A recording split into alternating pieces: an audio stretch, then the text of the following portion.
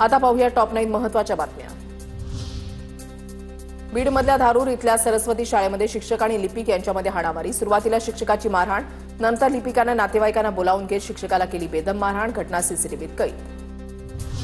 मुंबई उच्च न्यायालयाच्या कोल्हापूर खंडपीठाचा कारभार अखेर 18 ऑगस्टपासून सुरू होणार।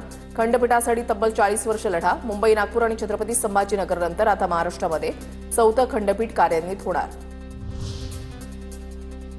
शाळा स्तरावर आहार तयार केल्यानंतर तो विद्यार्थ्यांना देण्याआधी शिक्षकच चाखणार। शाळांमध्ये दिल्या जाणाऱ्या मध्यान्ह भोजनामुळे वाढलेले अन्न विषबाधेचे प्रकार लक्षात घेऊन शिक्षण विभागाच्या कडक मार्गदर्शक सूचना। इतर मागास बहुजन कल्याण विभागातर्फे शासकीय वसतिगृहांसाठीची प्रवेश प्रक्रिया सुरू। विद्यार्थ्यांना 17 ऑगस्टपर्यंत ऑनलाईन अर्ज करता येणार। केडीएमसी प्रशासनाकडून आठवड्यातील 7ही दिवस कर भरणा कार्यालय सुरू ठेवण्याचा निर्णय। मालमत्ता कर आणि पाणीपट्टी भरण्याची सुविधा आता सुलभ होणार। कर्नाळा बँकेतील 560 कोटींचं कथित गैरव्यवहार प्रकरण, 386 कोटींचा परतावा मिळण्याचा मार्ग मोकळा झाल्यानं बँकेच्या खातेदारांना दिलासा। कर्नाळा बँक कर्ज घोटाळ्याचे 560 कोटींपैकी 386 कोटी वसूल करण्यात यश।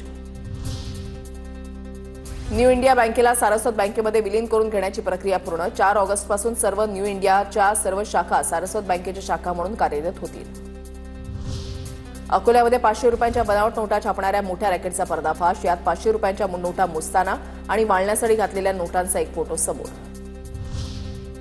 जळगावच्या सराफा बाजारामध्ये सोन्या चांदीच्या दरामध्ये पुन्हा मोठी वाढ। सोन्याच्या दरामध्ये तब्बल 1600 रुपयांची तर चांदीच्या दरामध्ये 1000ची वाढ। सोन्याचे दर जीएसटीसह 1,02,500 रुपयांवर तर चांदीचा भाव जीएसटीसह 1,15,000 रुपयांवर।